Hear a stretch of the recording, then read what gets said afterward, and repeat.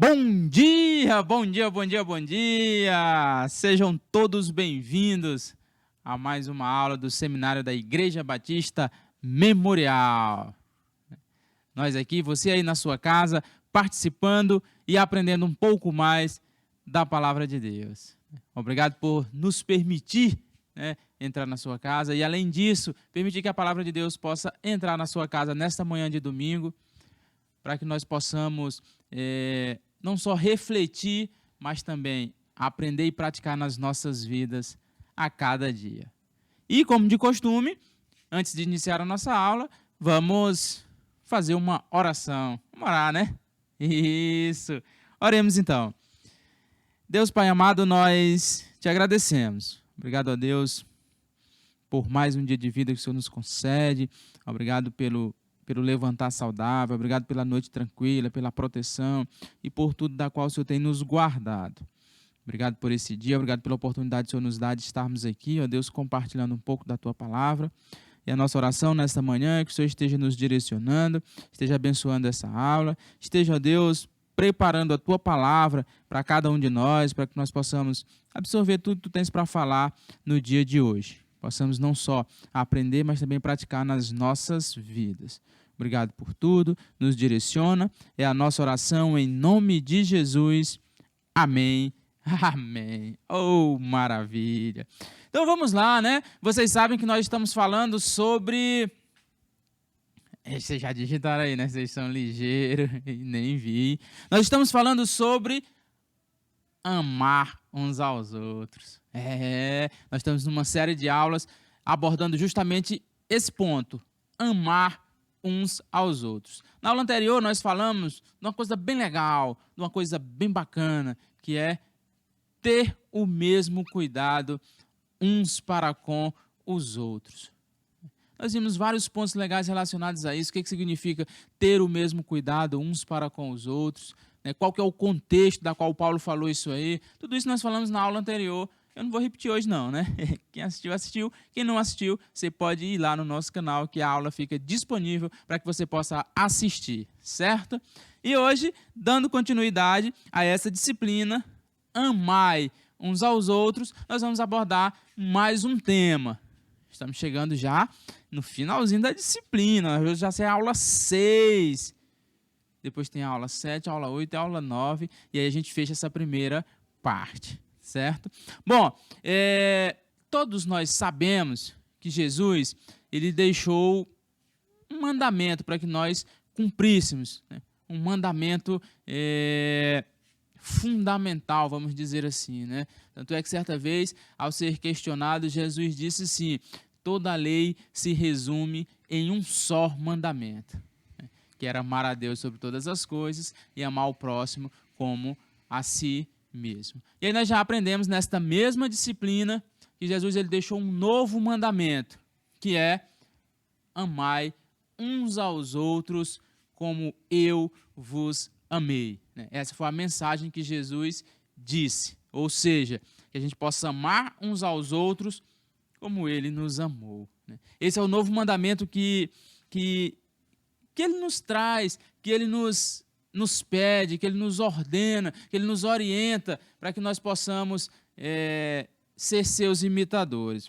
E aí nós estamos falando exatamente disso, do amor que a gente precisa desenvolver entre os cristãos. O amor que nos identifica, como ele mesmo nos disse, por meio disso sabereis todos que são os meus discípulos, se amarem uns aos outros. Então essa é a característica fundamental que identifica o cristão.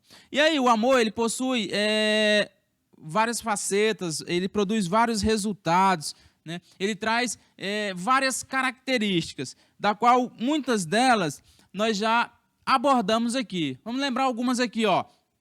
Acolhei uns aos outros, né? Que a gente falou disso. A gente falou da forma de acolher uns aos outros. Foi legal, Nós falamos também sobre saudar uns aos outros, né, que nós falamos? Saudar uns aos outros com ósculo santo, lembraram? Pois nós falamos disso aqui também. E nós falamos também de ter o mesmo cuidado um para com os outros.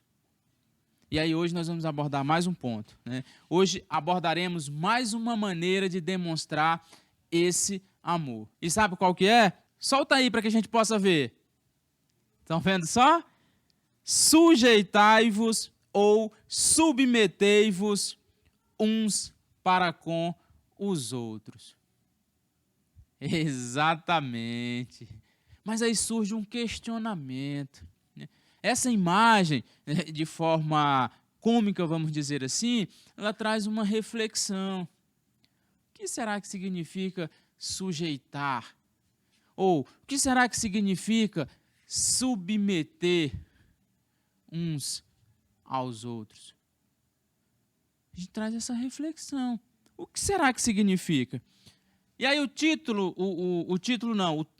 o texto base da aula de hoje, está lá em Efésios, capítulo 5, versos 18 a 21. Eu quero ler com vocês aqui, né? Coloca na tela aí, gente, para que a gente possa acompanhar esse texto. A versão NVI, que é a que nós estamos usando aqui, diz assim: não se embriaguem com vinho, que leva à libertinagem, mas deixem-se encher pelo Espírito, falando entre si com salmos, hinos e cânticos espirituais, cantando e louvando de coração ao Senhor, dando graças constantemente a Deus Pai por todas as coisas, em nome de nosso Senhor Jesus Cristo.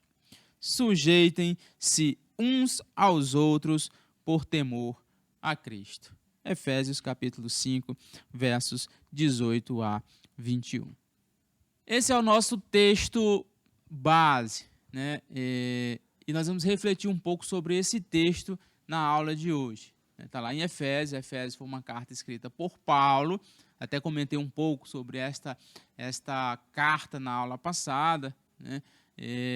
A carta aos Efésios, destinada à igreja localizada na cidade de Éfeso, e escrita por Paulo. E aí Paulo ele destaca alguns desses pontos. Por que ele destaca isso? Porque a igreja primitiva, naquela época, ela enfrentava algumas dificuldades. Às vezes a gente pensa que é só as igrejas de hoje em dia que tem dificuldade, né? Ah, não, na igreja que eu estou frequentando, até doido, cara, tem fofoqueiro, até doido, tem reclamão, e tem aqueles que gostam de cutucar, né? Causar discórdia. Na igreja primitiva também tinha isso.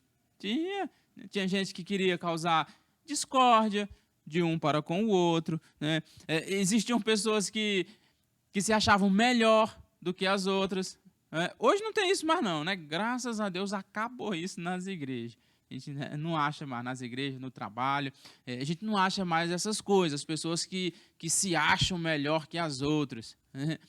que pensam que são o último biscoito do pacote, né? Não tem mais não. Naquela época tinha, hoje não tem mais não. Naquela época também tinha pessoas rápidas para insistir em suas ideias e lerdas para ceder à vontade de outras pessoas. Naquela época tinha. O que é isso? Aquelas pessoas que acham que só elas que têm razão, só as ideias delas que são boas. Quando um colega, uma outra pessoa vai dar uma ideia, já discorda, corta logo, né? Essa ideia não presta não, sabe de nada não, começou a bestar. Naquela época tinha isso aí também.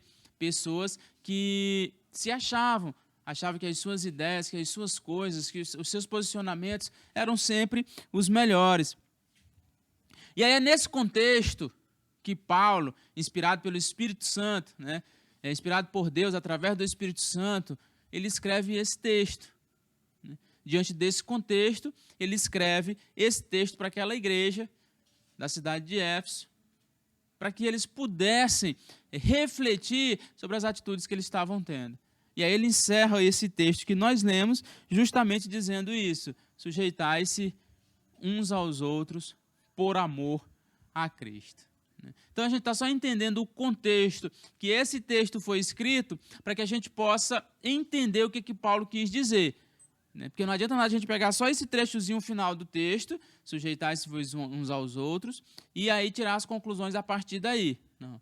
O ideal é a gente entender o contexto, né, os textos anteriores, o que significa cada um, para que a gente possa compreender a real conclusão e a real ideia do que foi escrito. Bom, e aí surge o questionamento. O que significa sujeitar uns aos outros? Sujeitar ou submeter. A ideia aqui trabalha com esses dois contextos, né, como sendo sinônimos. E essa é uma palavra que ela é muito mal vista na nossa sociedade. Quando se fala que alguma pessoa tem que se submeter a outra, entende-se que num outro contexto. A mulher, por exemplo, tem que ser submissa ao seu marido. Se a gente disser isso assim, na atual sociedade, a gente é taxado de machista, né? A mulher ela não pode ser escrava, a mulher ela não pode ser isso, a mulher ela não pode ser aquilo. Concordo que a mulher não pode ser escrava, que a mulher não pode ser isso, não pode ser aquilo. Mas a palavra submissão não significa isso que vocês estão pensando, ou que vocês, porventura, chegaram a pensar. Ou, melhor dizendo, o que muitas pessoas na sociedade atual acreditam que significa. A submissão ela é um pouco diferente disso. Um pouco não. Ela é muito diferente disso que a sociedade atual caracteriza, que a sociedade atual define. Mas o que é submissão? O que é? Conta logo, vai, conta. Vou contar. Vamos comentar um pouco sobre esse texto que nós lemos. E dentro desse texto, nós vamos discutir e entender o que significa submissão ou sujeição. O que Paulo quis dizer quando ele afirmou: sujeitai-vos uns aos outros por amor a Cristo. Bom, primeiro a gente entende que isso é um mandamento, porque está associado ao amor. A submissão também está associada ao amor. Tá. Não, essa eu quero ver como é que tá, né? Tá associada ao amor, e o amor é um mandamento. Consequentemente, a submissão ela é um mandamento. No dicionário, a definição de submissão está assim, ó: estar sob a autoridade de.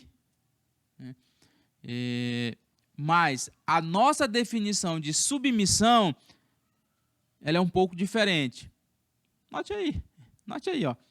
Considerar estar sob a autoridade de companheiros cristãos, sujeitar-se a seguir de forma voluntária decisões, instruções e desejos. Olha a diferença, né? Enquanto que o dicionário popular ele caracteriza a submissão como a obrigatoriedade de fazer alguma coisa, aqui não. A definição aqui ela diz sujeitar-se de forma voluntária.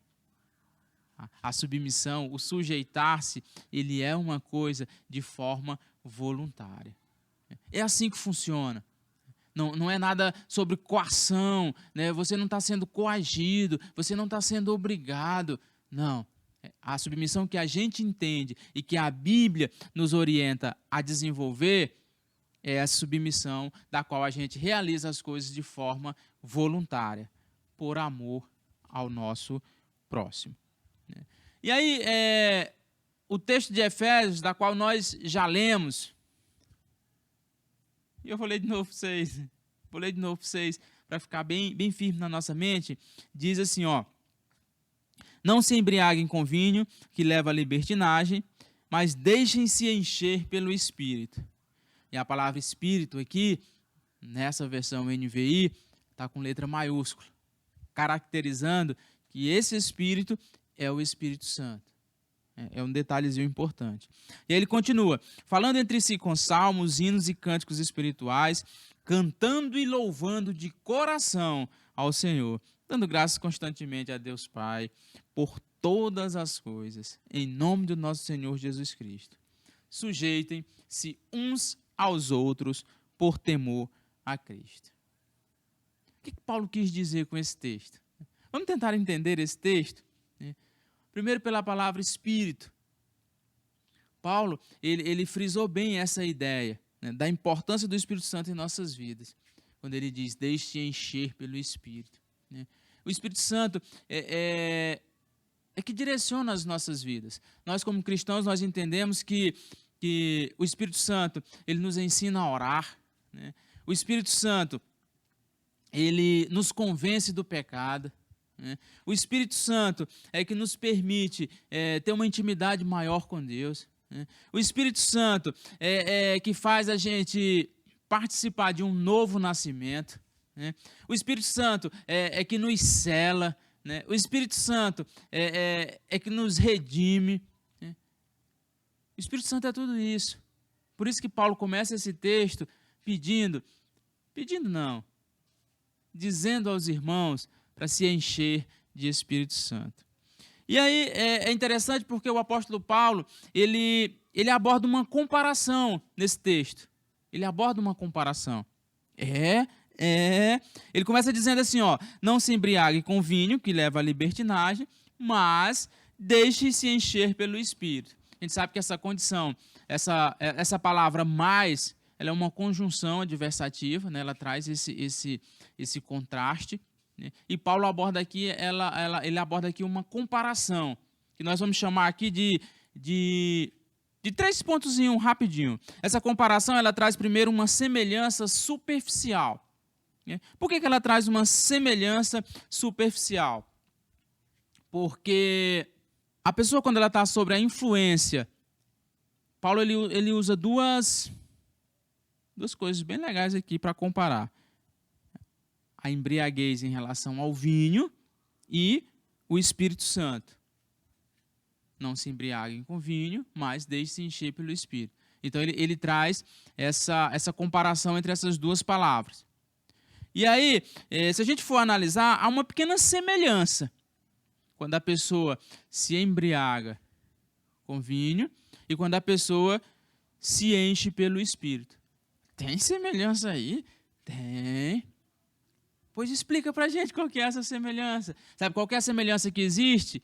Mudança de comportamento. A pessoa quando ela está embriagada, a pessoa quando ela está bêbada, ela muda de comportamento. Tenho certeza que vocês já presenciaram alguém nessa situação. Muda de comportamento. As pessoas que são tímidas, elas ficam mais afoitas, né? Elas perdem a timidez, né? Elas deixam de ser recatadas e passam a conversar, né? Tem pessoas que só conseguem dançar sobre o efeito da bebida. Tem pessoas que só conseguem fazer alguma outra coisa sobre o efeito da bebida. Então, há uma mudança de comportamento. Quando a pessoa está cheia do Espírito Santo, também há uma mudança de comportamento. O Espírito Santo, ele molda a nova vida do cristão. O cristão que nasce de novo e está cheio do Espírito Santo, ele muda o comportamento. Você ouve coisas do tipo, rapaz, fulano de tal, mudou, cara. Mentia que era uma coisa e agora faz as coisas tudo certinho. Rapaz, o fulano, só vivia nas festas, só vivia enchendo a cara. Agora, depois que entrou na crença, né, assim que eles falam, agora, olha, totalmente diferente. É outra pessoa. Mudança de comportamento. Isso só acontece com a pessoa que está cheio do Espírito Santo. Então, num primeiro momento, Paulo ele traz essa semelhança superficial, porque a semelhança ela está só na mudança de comportamento. Agora, o contraste ele é mais profundo. A semelhança ela é superficial. Agora, o contraste ele é profundo. Por quê? Porque a pessoa que está sob a influência do álcool, ela perde o controle. Ela se irrita facilmente. Quantos e quantos casos nós já vimos nos telejornais de acidentes que acontecem porque uma pessoa está sob a influência do álcool. Perde o controle mais rápido. Às vezes em acidentes de trânsito, acontece sob a influência do álcool que a pessoa perde o controle. Não consegue se controlar. As pesquisas mostram né? Acho que o nome é farmacologicamente falando. Eita, passei a noite toda ensaiando para sair essa palavra e eu consegui. Não, peço para me repetir de novo, não, só uma vez. O álcool ele é considerado um depressivo. E o Espírito Santo, ele é totalmente diferente. Está aí o contraste profundo. Por quê? A pessoa que está cheia do Espírito Santo, ela ganha o controle. Por quê? Porque o domínio próprio é uma das características do fruto do Espírito Santo. A pessoa que está cheia do Espírito Santo, ela consegue se controlar. Ela não perde mais o controle. O Espírito Santo ele é caracterizado como um antidepressivo. Ele acalma, ele acalenta. Se você desenvolve as qualidades de caráter do fruto do Espírito, você tem ali a bondade, você tem a mansidão, você tem o domínio próprio, você tem ali a amabilidade, você tem a paciência. Olha que bonito.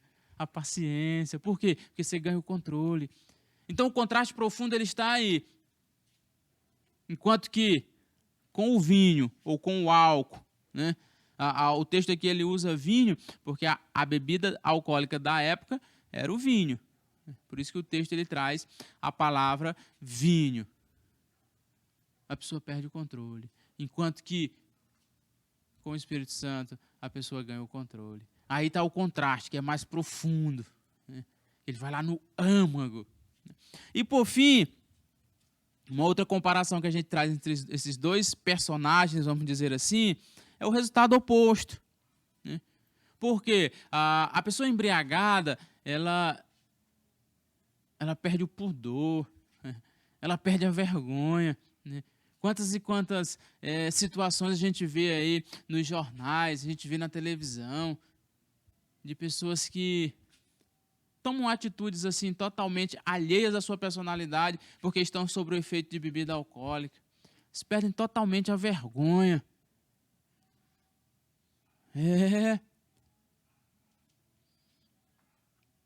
Tem gente que tá a fim de conversar com a mina, né? Para namorar com ela.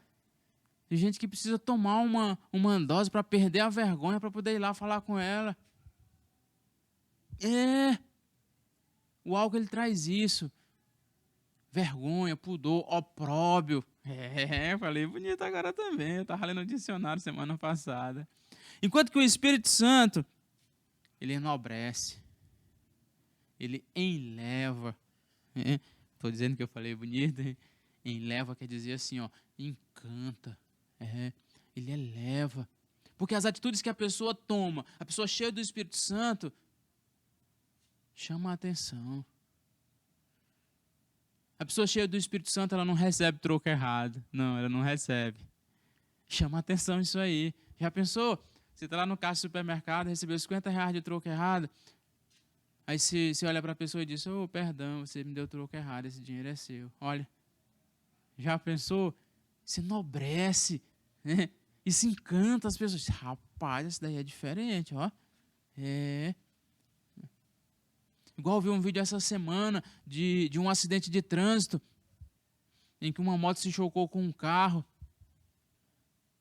E o cara da moto, nesse acidente, ele estava errado. Ele avançou a preferencial e acabou batendo no carro. E aí o motorista do carro, ele saiu, né, angustiado, começou a chorar. E o jovem levantou, né, e o jovem conversou com aquele senhor, né, abraçou ele, disse que estava tudo bem, para ele não se preocupar. Isso enobrece. As pessoas olham e dizem assim, rapaz, esse cara é diferente.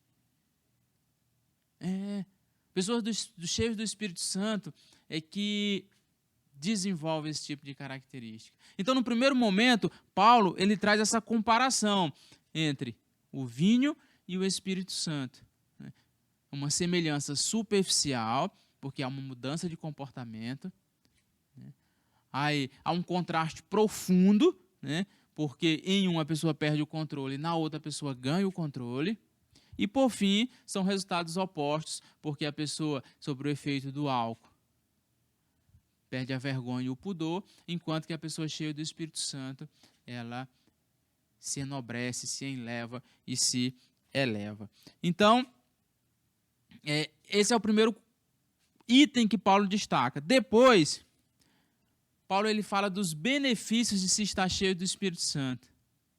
Depois que ele faz essa comparação e que ele aborda a ideia e a funcionalidade do Espírito Santo, aí ele aborda 4 benefícios que o Espírito Santo traz para a gente.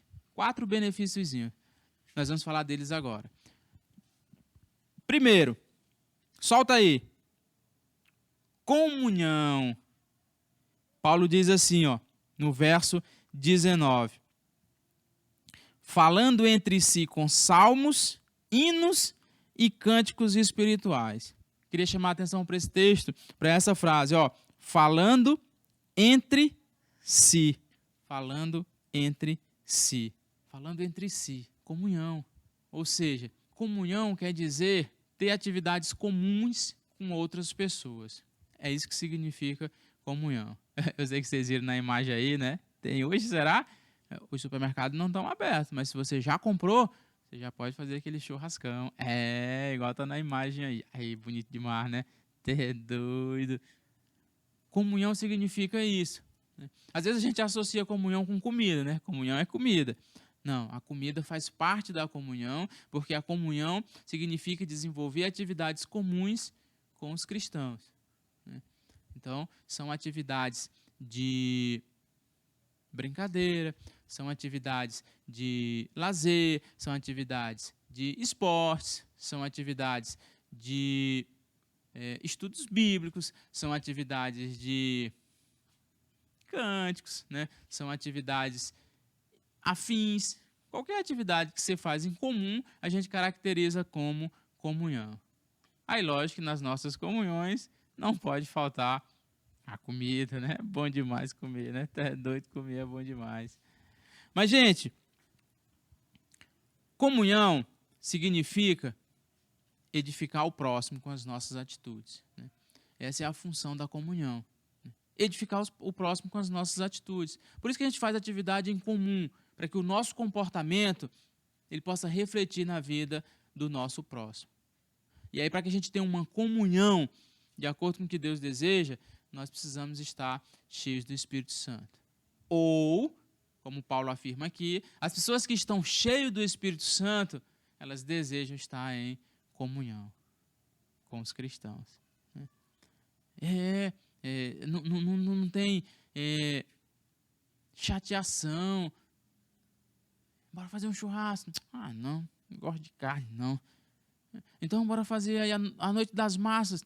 Não, massa engorda. Tem pessoas que de tudo está resmungando, né? Aí não está edificando a vida do próximo. E quando se desenvolve uma comunhão baseada no Espírito Santo, nós estamos edificando a vida do nosso próximo. Um outro benefício que Paulo aborda, adoração. Adoração. Paulo escreve assim, cantando e louvando de coração ao Senhor. Nesse segundo momento no texto, Paulo não fala mais entre si. Ele falou entre si naquele primeiro momento. Nesse segundo momento agora, Paulo fala cantando e louvando de coração ao Senhor. Oh, maravilha, né? A adoração, gente, é lindo demais. A nossa adoração a Deus, ela tem que ser com entusiasmo, ela tem que ser com alegria.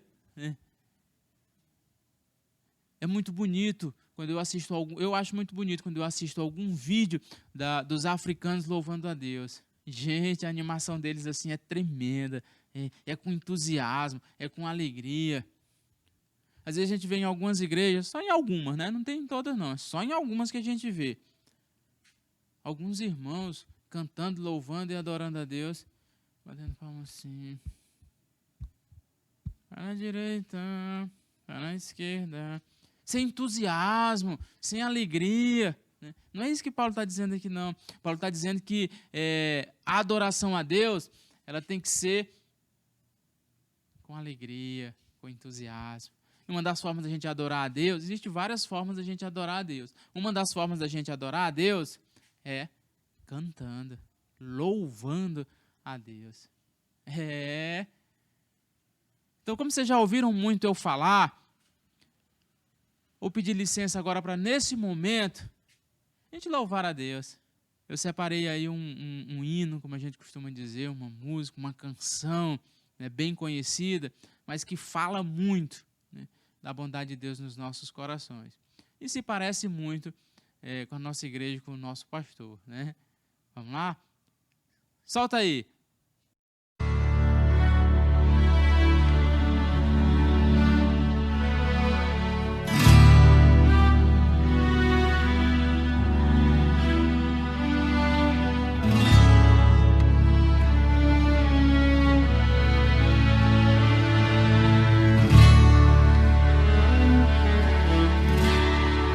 Por toda a minha vida,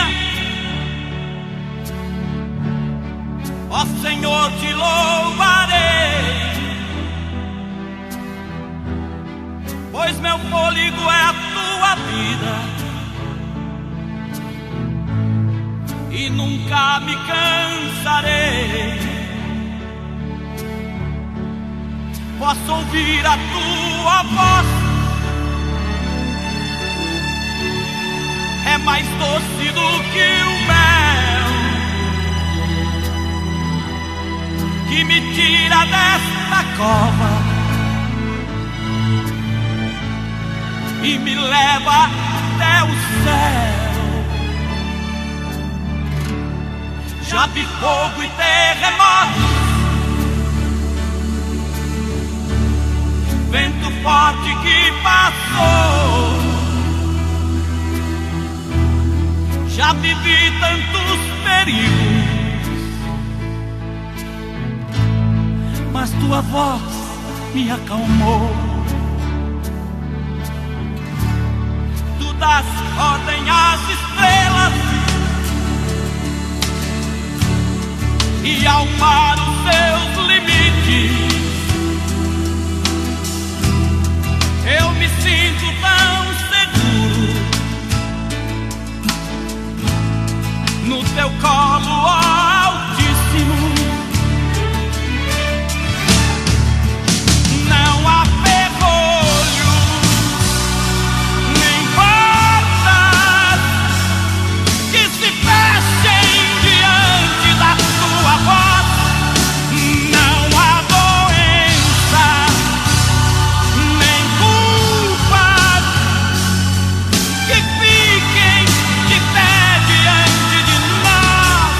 E a tempestade se acalma na voz daquele que tudo criou, pois sua palavra é pura,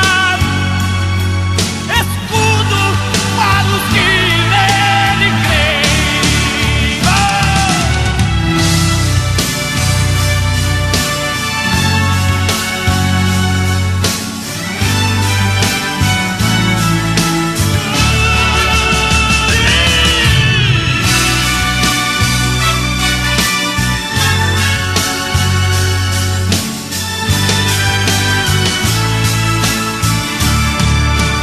Não há ferrolho, nem portas que se fechem diante da tua voz.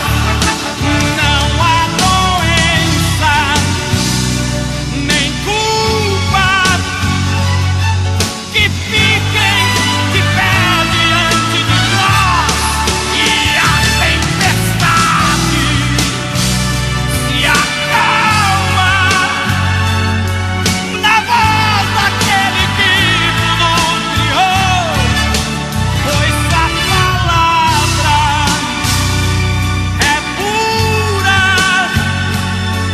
escudo para os que nele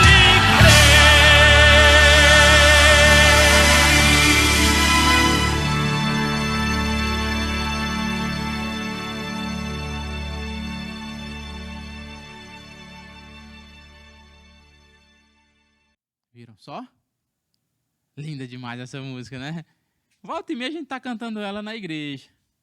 Volta e meia a gente tá cantando ela na igreja. Linda demais essa música, gente. E a nossa adoração, ela tem que ser assim. como o pastor sempre costuma falar, cristocêntrica, onde Cristo ele tem que ser o centro da nossa adoração, o centro do nosso louvor. Mas não se perca, não. 4 benefícios para o cristão que está cheio do Espírito Santo. Primeiro, a comunhão. O segundo, a adoração. O terceiro, solta aí. Isso, olha só. Gratidão. Gratidão a Deus. Né? Gratidão. Paulo escreve assim, ó, continuando o texto. Dando graças constantemente a Deus Pai por todas as coisas, em nome de nosso Senhor Jesus Cristo. Dando graças constantemente a Deus Pai por todas as coisas.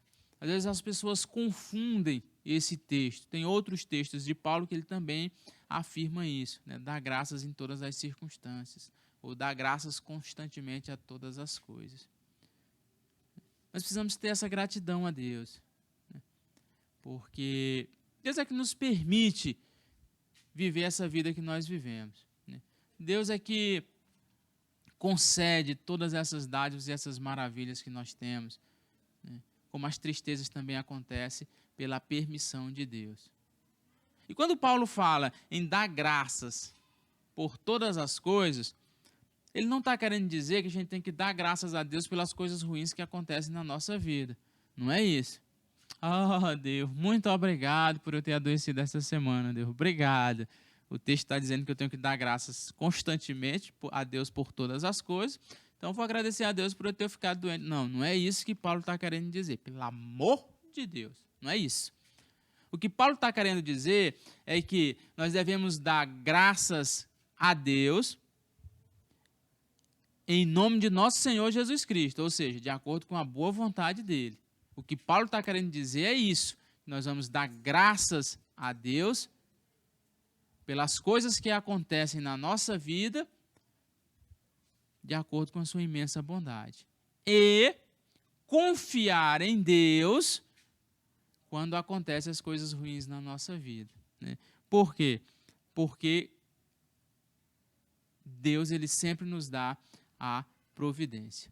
Então, para deixar bem claro o que Paulo quer dizer com esse texto, dar graças a Deus pelas coisas boas que acontecem na nossa vida, vamos dizer assim, né? E dar graças a Deus pela providência que Ele providencia, pelo que Ele opera em nós, quando acontecem coisas ruins. Porque quando acontecem coisas ruins, Deus ele nos dá a providência. Deus, ele através da sua imensa bondade, através do seu imenso amor, ele vai lá e nos dá o suporte, nos dá o sustento diante das dificuldades. Então, por isso que a gente tem que dar graças a Deus em todas as circunstâncias, né? Por quê? Porque quando acontece alguma coisa diferente daquilo que a gente imaginava, ou diferente daquilo que a gente queria, Deus ele vai nos dar a provisão. Ele vai nos dar a providência necessária, porque a palavra de Deus diz isso. Então, por isso nós temos que dar graça em todas as circunstâncias, quer a gente tenha gostado ou que a gente não tenha gostado daquilo que aconteceu. E um outro benefício, esse é o que encaixa direitinho na nossa aula de hoje, né? Que é a parte final do texto. Solta aí. Isso, tá vendo? Submissão. Submissão a Deus e submissão uns aos outros. Ele termina o texto dizendo assim, ó: sujeitem-se uns aos outros por temor. Aí entra exatamente no nosso tema de hoje. Sujeitar uns aos outros. Sujeitar uns aos outros, gente, é não ser arrogante, é não ser soberbo, né? É ser manso e humilde de coração. Sujeitar uns aos outros é a gente realizar as coisas de vontade própria, de forma voluntária. Não é se achar melhor que os outros, não é achar que eu sou tal. Não. Ser manso e humilde de coração. Observe que o sujeitar-se uns aos outros, na ordem que Paulo escreve, ele está no final. Porque a pessoa cheia do Espírito Santo, ela gera comunhão, ela gera adoração a Deus, ela gera gratidão, aí depois de tudo isso, a pessoa está preparada a se sujeitar uns aos outros. É bonito demais, né, esse texto? É doido, cara, é lindo demais. E observe que o foco principal é o Espírito Santo, é estar cheio do Espírito Santo. E eu queria pedir licença para falar para vocês um pouco sobre esse encher-se de Espírito Santo. Vamos entender melhor o que significa esse encher-se de Espírito Santo. Por quê? Porque o foco está aí, gente. A gente só consegue se submeter uns aos outros se a gente estiver cheio do Espírito Santo. E se a gente estiver cheio do Espírito Santo, a gente desenvolve o amor. E se a gente desenvolve o amor, a gente está cumprindo o mandamento que Cristo nos deixou. Vocês entenderam aí? Viram aí o link? É tudo isso. Então nós vamos falar rapidinho sobre esse encher. Um pouco da função gramatical dessa palavra, deixem-se encher. Vou abordar aqui 4 pontos. Não é aula de cursinho não, mas eu vou falar um pouco aqui da língua portuguesa. Rapidinho. Né? Primeiro, o verbo está na forma imperativa. Que é isso, eu faltei essa aula. Né? A forma imperativa é aquela que indica ordem. O verbo ele está no indicativo, subjuntivo e imperativo. Todo mundo sabe disso, vocês saltaram essa aula. E o imperativo ele indica uma ordem. Ou seja, Deus está deixando uma ordem. Encher-se de Espírito Santo é uma ordem que nós devemos cumprir. Por isso nós devemos estar cheios do Espírito Santo. Aí isso me lembra uma história, né, que aconteceu nos Estados Unidos com Billy Graham. Né? Billy Graham, bem conhecido esse nome, né? Billy Graham. E reza a história que Billy Graham, certa vez ele estava numa igreja, e aí chegou um diácono da igreja e disse para o Billy Graham que tinha uma pessoa da igreja que ele tinha pego ela embriagada e que essa pessoa ela precisava ser disciplinada. Aí Billy Graham, inspirado por Deus, né, ele olhou assim para o diácono e disse: você já viu alguma vez alguém ser disciplinado porque não está cheio do Espírito Santo? E aí o diácono baixou a cabeça e saiu. E aí essa história ela traz uma reflexão para a gente. Se estar cheio do Espírito Santo é uma ordem, se você não está cheio do Espírito Santo, é pecado. Né? Entenderam aí? Ó?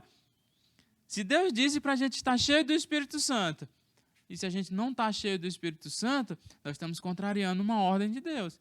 Contrariar uma ordem de Deus é pecado. Já pensou? Eita lasqueira! Mas, gente, isso aqui é só para a gente entender a importância de estar cheio do Espírito Santo. Então, o texto, ele quer dizer isso. Deixe-se encher. É uma ordem. Então, nós devemos estar sempre buscando a plenitude do Espírito Santo. Estar cheio do Espírito Santo. Num segundo momento, o verbo está no plural. Deixem-se encher. Deixem-se encher. E aí vocês sabem que o plural quer dizer para muita gente. Ou seja, essa ordem é para toda a comunidade cristã. Não é só para mim, não é só para o pastor, não é só para o pessoal da mídia, não é só para o pessoal da banda, não. Não é só para a Larissa na hora da dinâmica da Larissa, não. O verbo está no plural. Isso quer dizer, então, que encher-se de Espírito Santo é para todo mundo. É para toda a comunidade cristã. É para o novo, é para o velho, é para o magro, é para o gordo, é para o rico, é para o pobre. Para todo mundo. Então, além de ser uma ordem, é para todo mundo. E ainda tem mais. Está na voz passiva. O que isso quer dizer? Eita, eu perdi essa aula aí, eu não sei, ó. Bom, então para você que perdeu a aula, quando o verbo está na voz ativa, isso quer dizer que o sujeito ele pratica a ação. Quando o verbo está na voz passiva, isso quer dizer que o sujeito ele sofre a ação. E nesse contexto, o verbo está na voz passiva. Ou seja, o sujeito sofre a ação. O que isso tem a ver? Isso tem a ver que nós, cristãos, nós vamos receber o Espírito Santo. Né? Nós não conseguimos dar o Espírito Santo. Só quem dá o Espírito Santo é Deus. Nós só recebemos, nós sofremos a ação. Nós vamos receber o Espírito Santo. E quando é que a gente recebe o Espírito Santo? Quando a gente crê que Jesus morreu por nós para salvar os nossos pecados. Aí nós recebemos o Espírito Santo. Então, eu não consigo chegar aqui e dar o Espírito Santo para aquele, para aquela, para aquele outro, para aquela... Não, eu não consigo. Eu não pratico a ação. Eu só sofro a ação. Eu só recebo a ação. Quem nos deu o Espírito Santo foi Jesus Cristo. Né? Ele disse, eu vou, mas vou enviar para vocês o Consolador, que é o Espírito Santo. Então, além de ser uma ordem, além de ser para todo mundo, nós recebemos o Espírito Santo. E, para finalizar, essa análise, ele está num tempo chamado de presente contínuo. O que isso quer dizer? Na Grécia, né, no contexto grego, o verbo ele tinha 2 tempos verbais. Né? Era o auristo, que era o presente onde acontecia uma única vez, e o presente contínuo, que ele tinha que acontecer várias vezes. Por exemplo, o auristo, lá em João capítulo 2, conta a história do milagre de Jesus, o primeiro milagre de Jesus, onde ele transforma a água em vinho, está lá no capítulo 2 de João.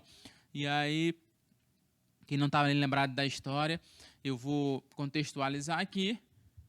Faltou vinho, eles estavam numa festa de casamento, e aí faltou vinho na festa de casamento, e aí a mãe de Jesus chegou para Jesus e disse, ele não tem mais vinho. Aí é até engraçado como Jesus responde, que ele olha assim e diz, que tem eu com isso, mulher?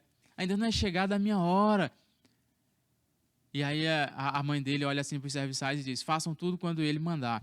E aí Jesus pede para que eles encham as talhas de água. As jarras, né? Talhas, jarras, dependendo da versão.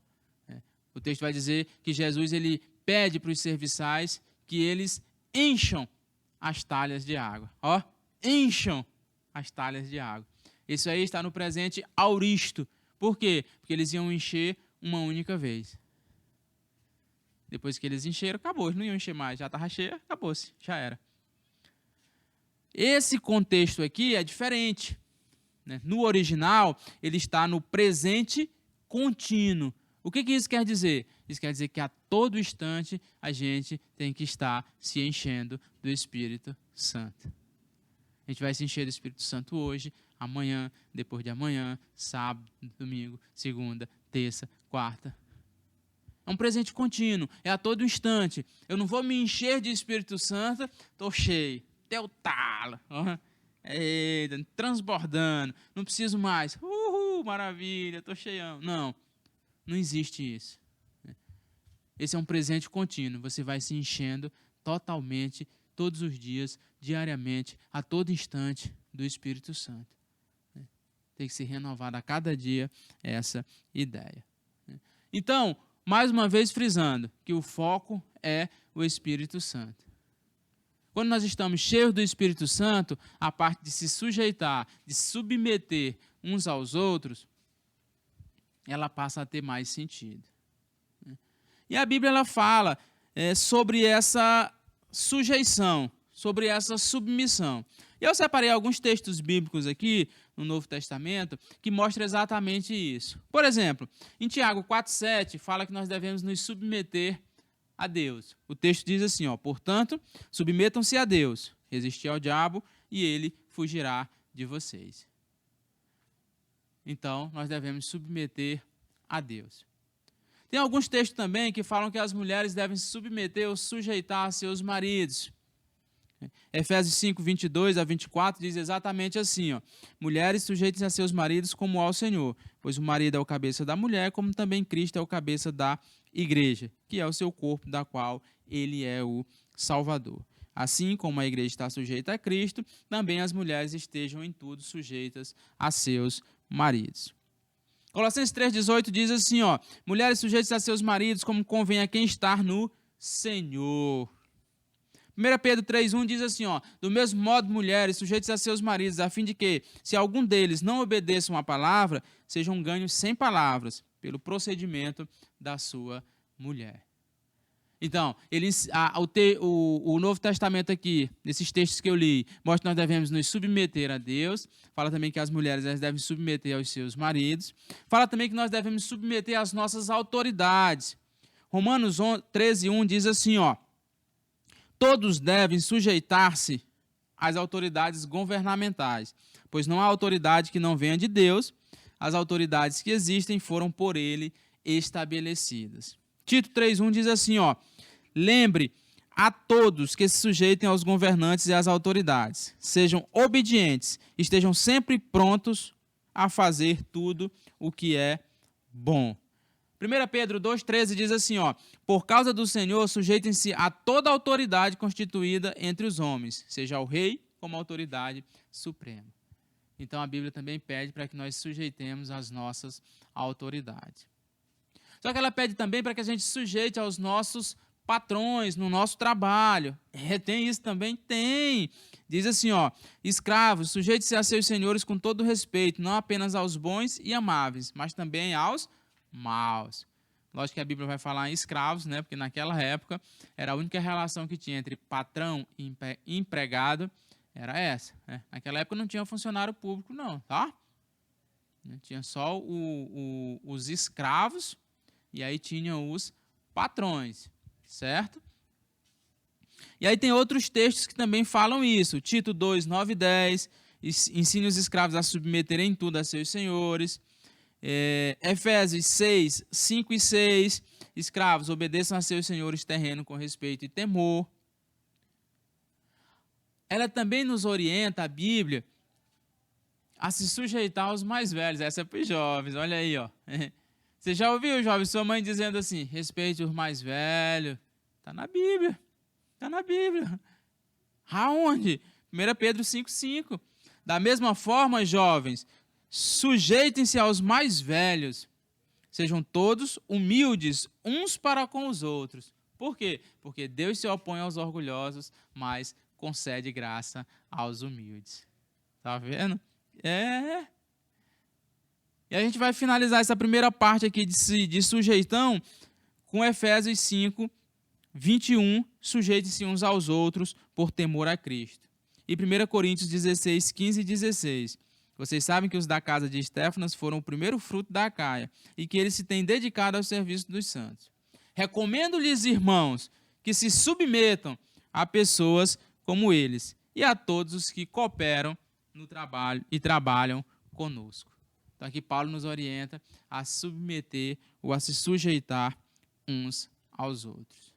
Mas não esqueçam, o foco da submissão, sabe o que é? Está vendo? O Espírito Santo. O foco é o Espírito Santo. Quando nós estamos cheios do Espírito Santo, nós conseguimos nos submeter, nos sujeitar uns aos outros com amor e com temor a Cristo. Com amor e com temor a Cristo. Já estamos chegando aqui na reta final da nossa aula e eu sei que você deve estar perguntando assim: caramba, não teve dinâmica hoje, né? Poxa vida, gostava tanto da dinâmica da Larissa. Então vem pra cá. Nós vamos ter agora a dinâmica da Larissa. É isso aí. Bom dia, meus irmãos. Hoje a dinâmica é bem rápida, tá? Eu peço que vocês aí que estão em casa, né, aí sentado no sofá, né, que eu acredito que a maioria está em casa, né? Mas se você está no trabalho também, eu peço que você agora, nesse momento, né, você se levante, você se espreguice, né, que tem uns que acabam de acordar, assim, já vão direto para a televisão, ainda ficam tomando café, né? É bom quando é em casa que é assim, né? Tá tranquilo na sua casa. E eu peço também, né, que vocês virem assim para um lado, vira para o outro, tá? Que vocês agora sentem, tá bom? E dê um tchauzinho aqui pra gente. Então, o que a gente quer com essa dinâmica, né? Eu pergunto agora para aqueles que fizeram isso, né? Eu pergunto, por que você fez isso? Por que você se levantou, se espreguiçou, fez aquilo que aqui hoje, né, na dinâmica da Larissa, foi pedido para você fazer? Eu peço até para você comentar aí, participe aí, né? Dê o seu like, não deixe de dar o seu like aí, de se inscrever na igreja, tá bom? Participe aí com a gente. Coloca lá o sininho para estar lembrando, tá bom? E aí eu peço que você participe. Por que você fez? Foi porque eu pedi? Foi porque você teme a Deus? Qual foi o motivo? Né? Foi por obediência? Foi por submissão? O que foi? E aí eu vou passar a bola aqui para o Osmilson estar respondendo essa pergunta aí. E muito obrigado pela participação de vocês aí no chat. Amigo, tá vendo aí? Ela tá fazendo na íntegra a lição, né? Esposa, sejam submissas a seus maridos. Ela tá tão submissa que quem vai explicar a dinâmica sou eu, tá vendo? Bom, gente, por que a gente fez essa dinâmica? Porque muitas vezes as pessoas confundem submissão com obediência. Mas existe uma diferença. Vocês obedeceram o que a Larissa falou. Tenho certeza que vocês obedeceram. Eu não estou aí não para ver, mas eu tenho certeza que vocês obedeceram. Vocês foram submissos? Vocês se sujeitaram ou vocês obedeceram?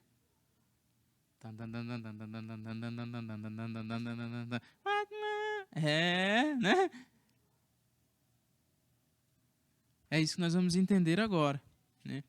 A sujeição, ela manifesta a obediência. Isso é natural. A pessoa que se sujeita, ela obedece. Mas a pessoa que obedece, não necessariamente ela se sujeita. Eita, agora que engalobou tudo aqui, ó. Agora que eu não entendi nada. Então eu vou repetir. A pessoa que se sujeita, ela obedece. Mas nem sempre a pessoa que obedece, ela se sujeita. Então vamos voltar para a definição aqui, né? A sujeição, ela é uma decisão voluntária. É uma autoimposição. Olha esse português bem dizido aqui, ó. É uma autoimposição que você faz a você mesmo. Tá entendendo? É isso aí. A submissão é uma decisão voluntária sua de obedecer. E muitas vezes, só a obediência não é decisão voluntária, né? Às vezes seu chefe chega para você e diz, nós vamos trabalhar no feriado. Aí você obedece. Você sai xingando ele de tudo quanto é nome, né? Aquela lazeira ruim, aquela praga, parece que não tem família. Infeliz, como é que pode botar eu para trabalhar no feriado? Essa lazeira. Infame. Só vou mesmo, porque senão eu vou perder meu emprego. Mas por mim eu não ia, não. Olha a murmuração. Olha a reclamação. Obedeceu, mas não se sujeitou. Você obedeceu ali por coação, né? Ou vai ou perde o emprego. E a sujeição, não. Você obedece por amor. Né? Você está cheio do Espírito Santo, você quer desenvolver o amor, né? Você quer ajudar aquela pessoa.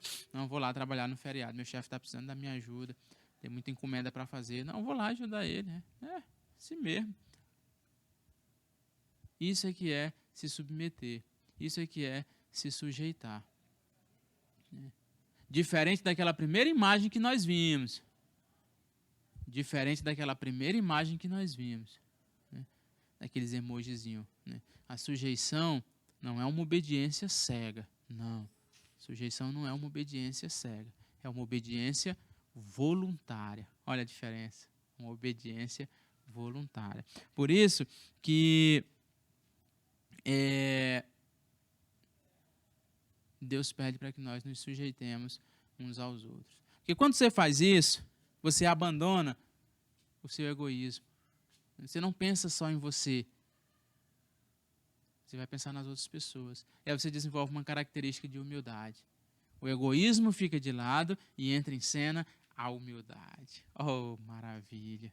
Aí é nesse contexto que existe a submissão. É nesse contexto que nós vamos nos sujeitar uns aos outros, né? Então essa é a diferença, né, de sujeição e obediência. Por isso que a sujeição ela se manifesta em obediência. Ou seja, se você se sujeita, você obedece. Mas nem sempre aquele que obedece está em submissão, né? Então, sujeitar-se corresponde à atitude de amor que não procura seus próprios interesses, como eu falei agora há pouco. Você não busca os seus próprios interesses, você está ali para ajudar outras pessoas. É aí que entra o amor. Porque o amor, conforme diz lá em 1 Coríntios 13, não procura seus próprios interesses. O amor, ele não procura os seus próprios interesses. Então, sujeitar-se corresponde a essa atitude. Sujeitar-se é uma atitude que procura servir o próximo. Por isso que é uma atitude de amor.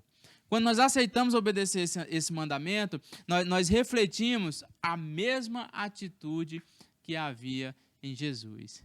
A atitude de Jesus era essa, né? Foi o que Paulo disse em Filipenses capítulo 2, verso 5. Ele disse assim, ó, seja a atitude de vocês a mesma de Cristo Jesus. Que mesmo sendo Deus, não considerou ser igual a Deus algo que devia apegar-se. Mas esvaziou-se a si mesmo, vindo a ser servo, tornando-se semelhante aos homens, e sendo encontrado na forma humana, humilhou-se a si mesmo, e foi obediente até a morte, e morte de cruz. Então, essa é a atitude que nós devemos desenvolver.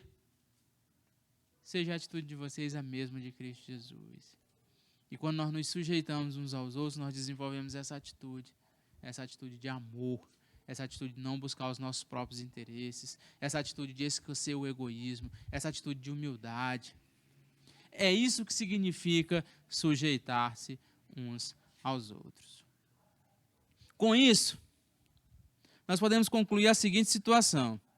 Sujeitar-se uns aos outros é uma evidência de alguém que está cheio do Espírito Santo. Foi o que nós falamos aqui. Então, sujeitar-se uns aos outros é uma evidência de quem está cheio do Espírito Santo. Deve ser feito com temor a Cristo, em obediência a Cristo. Precisa estar sempre alinhado em nossa sujeição a Deus. Precisa estar sempre alinhado em nossa sujeição a Deus. Ou seja, não podemos nos sujeitar uns aos outros se for para fazer alguma coisa contrária à vontade de Deus. Como Pedro disse, né, é bem comum, ou seja, nós preferimos obedecer a Deus do que aos homens. Então, a nossa sujeição de uns para com os outros, elas têm que estar associada à nossa sujeição a Deus. E quando nós nos sujeitamos uns aos outros, nós evitamos rivalidades, discórdias, descontentamentos. Por quê? Porque a gente não vai buscar os nossos próprios interesses, né? A gente não vai buscar ser melhor do que os outros. Então, evita tudo isso. Manifesta o Espírito de Jesus, quando ele disse, completai a minha alegria. Desenvolve a comunhão, e a comunhão ela demonstra harmonia, simpatia e humildade. O mundo ele vai saber que nós somos verdadeiros discípulos de Jesus quando nós nos sujeitamos uns aos outros. E nós criamos uma atmosfera apropriada para o crescimento espiritual quando nós nos sujeitamos uns aos outros. Nós criamos essa atmosfera, nós conseguimos ter um crescimento espiritual de forma mais síncrona, né? De forma mais efetiva.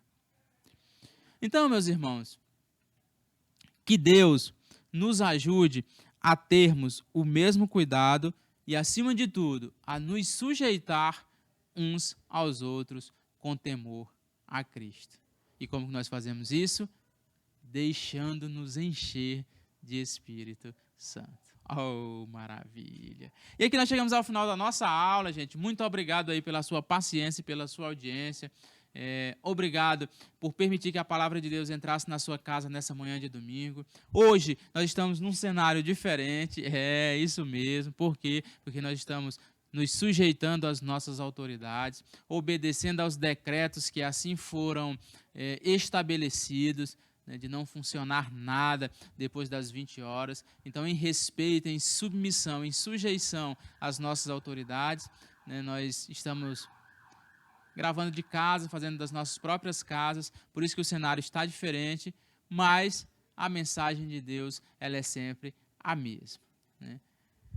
Obrigado mais uma vez, nós vamos orar e depois a nossa aula vai estar encerrada.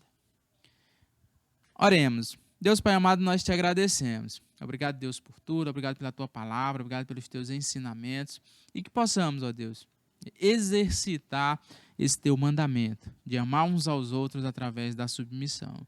Podemos nos sujeitar uns aos outros e demonstrar que isso também são atitudes de amor. Obrigado por cada um que esteve ouvindo. Permita, ó Deus, que a tua palavra entre nas nossas mentes, germine em nossos corações e que nós possamos exercitar no nosso dia a dia. Nos dê um domingo abençoado e nos prepara para o culto logo mais à noite. Nós te oramos assim, ó Deus, em nome de Jesus. Amém. Não esqueça de deixar o seu like, o seu legal, o seu joinha, o seu gostei. Muito obrigado mais uma vez e até a nossa próxima aula. Valeu, gente!